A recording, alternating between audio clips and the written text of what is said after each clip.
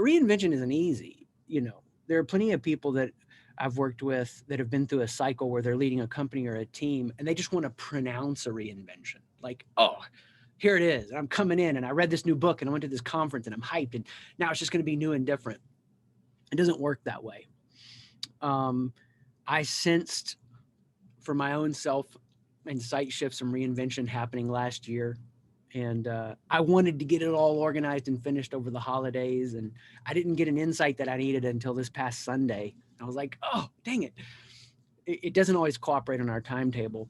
But what I can tell you, and I'm going to walk you through these principles today, that if you cannot fight against confusion and complexity, and when you want to cram something into some kind of change you'd like to see, but instead welcome them and cooperate with them, those are actually the pathway to reinvention. And you're going to make minor reinventions this year. Some of you are making a major one. I actually feel like, for me, the title chapter of 2021 is different than what the title chapter would be the last few years.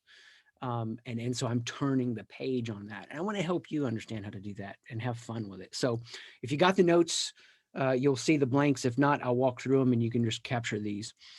But we're going to look at 3 areas: confusion, complexity, and cramming. Number 1, I want you to replace confusion with simplicity.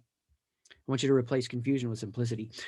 Sadly, there are a lot of leaders that I've chatted with who think it's bad to be confused. The reason it's not bad to be confused is because that's a signal to you that a reinvention is coming.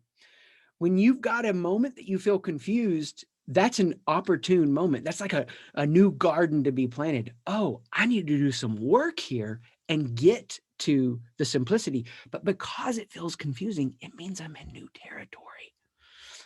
Living at home so much in 2020, and I know a lot of us are privileged to be able to work from home, has meant that I've had a number of experiences with my wife and daughters from a lot of exposure that I'm like, wait, that didn't go like I thought it did or would. Have you had any of those relational moments in 2020 where the relationship is deepening and growing and you're like, I saw that going different in my head, and it feels confusing? Well, there's something to grow and learn from. So here's the bottom line. If you're taking the notes, when circumstances feel confusing, the brain reduces complexity by reducing down the issue. When circumstances feel confusing, the brain reduces complexity by reducing down the issue.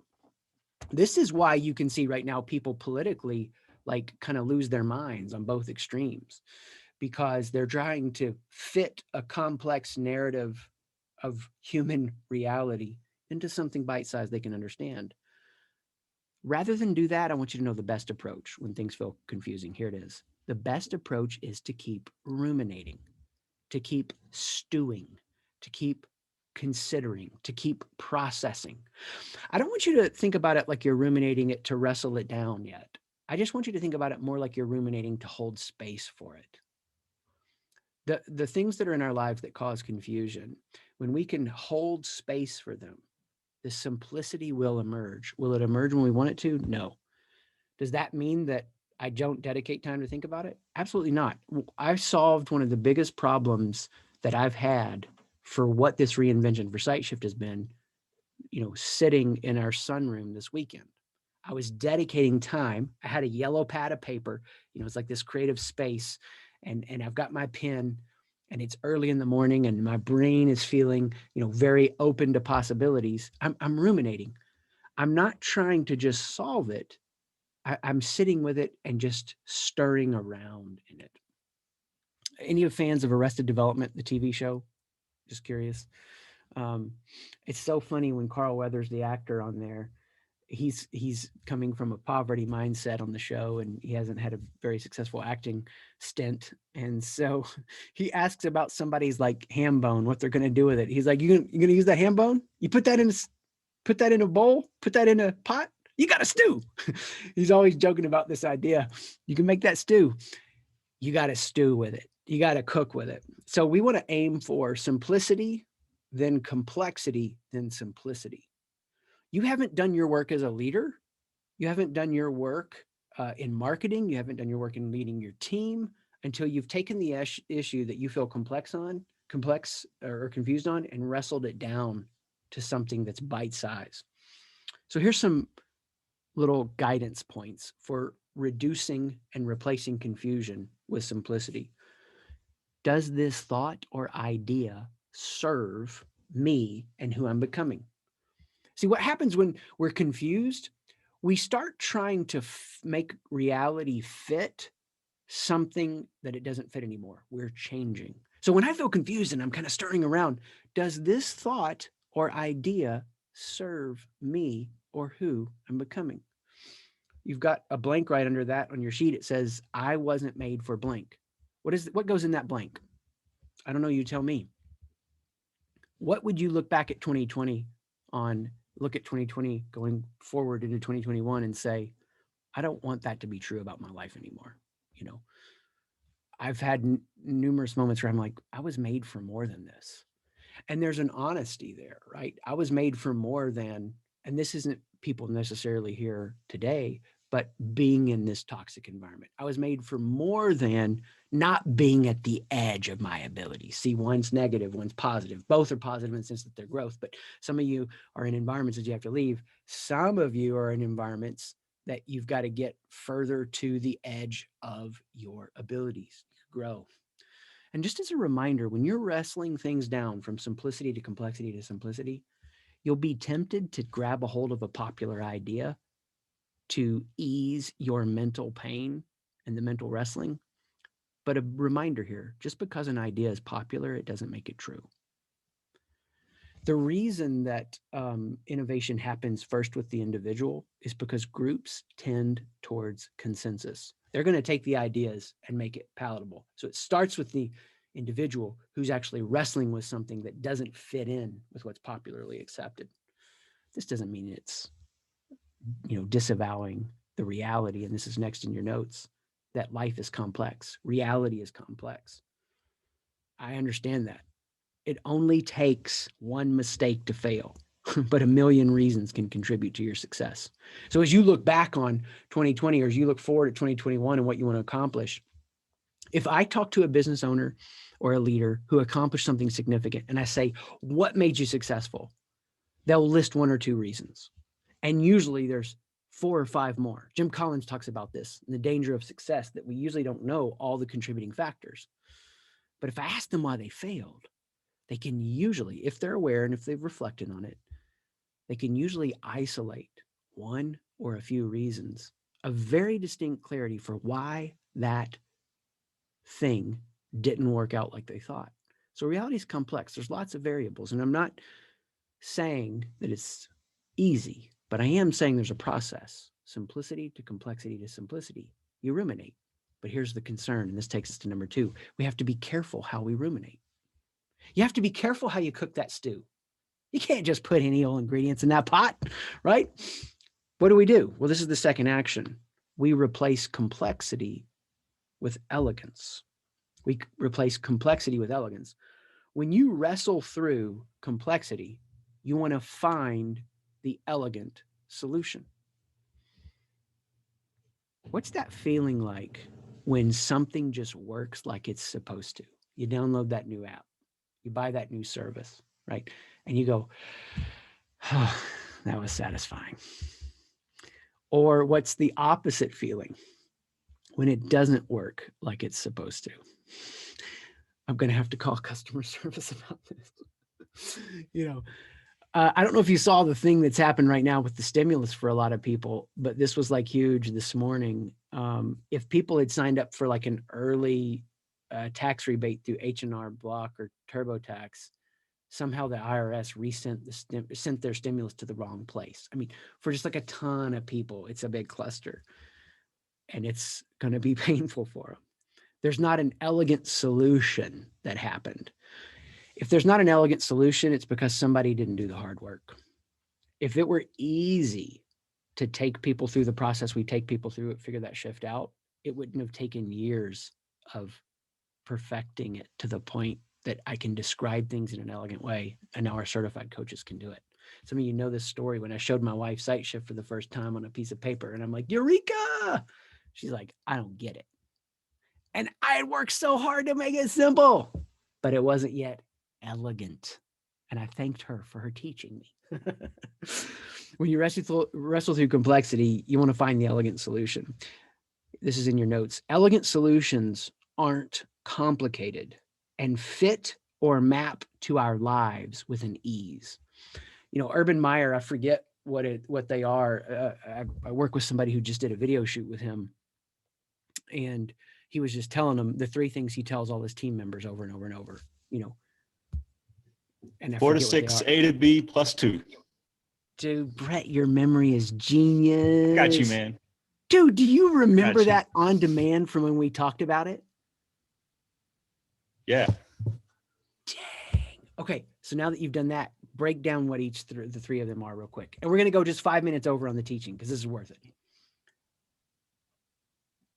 Urban Meyer, former head coach of Ohio State football and Florida football, for those like Chris who don't know. 4 to 6, A to B plus 2. It's a football play lasts about 4 to 6 seconds. And so he wants you to go as hard as you can in those 4 to 6 seconds. A to B, you got to get from point A to point B with as much effort and force as you possibly can do it. And then plus 2, he wants you to take 2 extra steps for everything that happens. You know, whistle blows, you score a touchdown, just it's 2 extra steps. So 4 to 6, A to B plus 2. Man, Brett, thank you. That was awesome. Hey, a podcast I was on went live today. I need to tell you later because I had some championship love on it. The idea here that Brett just so beautifully laid out is that dude has done some wrestling with how to take what is complex into something simple and make it very elegant. Elegance maps onto our lives with an ease. Every player can take those three things. Now, I know sports is such a powerful metaphor for leadership because there's concrete boundaries. What would it be like for you as a leader to wrestle with that for your team? What would it be like for you as a leader to wrestle with that for the strategic objectives of your organization, that everybody could state it with that much clarity? And you want to be careful here because you want to be careful how you ruminate, that you're getting it actually to something elegant, not something that you've rushed. So here's how to know that. Elegant solutions, this is the next piece in the notes, they bring symmetry to asymmetry. Our brain wants symmetry. There was a movie that I watched over the weekend called Arctic. It had the main actor from the TV show Hannibal, the first 2 seasons. I think he was the main actor. And bad thing after bad thing after bad thing after bad thing happened to this guy as he's surviving a plane crash in the Arctic. I'm not telling you any of the story. I will tell you the ending is satisfying.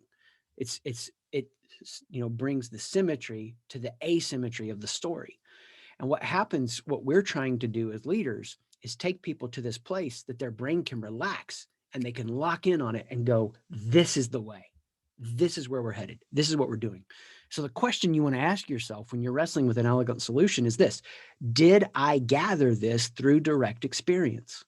Did I gather this through direct experience? You can tell from the 3 things that Urban Meyer states there, he knows that backward and forward, and he's passionate about it. It's something he's gathered through direct experience. It's not something he's learned. We live in a world right now of such abstracted learning, and I'm all for reading books and listening to podcasts and coming to events like this and learning like crazy. But nothing is as powerful as you taking what I'm telling you today and then applying it to your experience and then directly gathering that knowledge. Test out what I'm saying. See where it works. See where it doesn't work. Customize it for yourself. But when we're reinventing, we're taking something complex and making it simple. And we're taking something confusing and making it simple. We're taking something complex and making it elegant. And the last thing we're doing is we're replacing cramming with timing. Now, I would have preferred to use the word forcing. We're replacing forcing with timing, but that's not a C word.